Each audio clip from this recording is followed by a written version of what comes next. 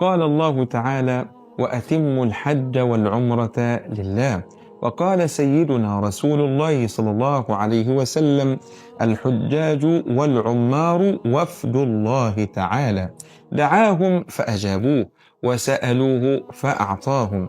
كتير من الناس بيلتبس عليها أداء مناسك العمرة، وهي بكل بساطة وسهولة عندنا الإحرام، ثم بعد ذلك الطواف بالبيت 7، ثم بعد ذلك الصلاة خلف مقام سيدنا إبراهيم، ثم بعد ذلك شرب ماء زمزم، ثم بعد ذلك السعي بين الصفا والمروة، ثم بعد ذلك يأتي الختام وهو الحلق أو التقسيم.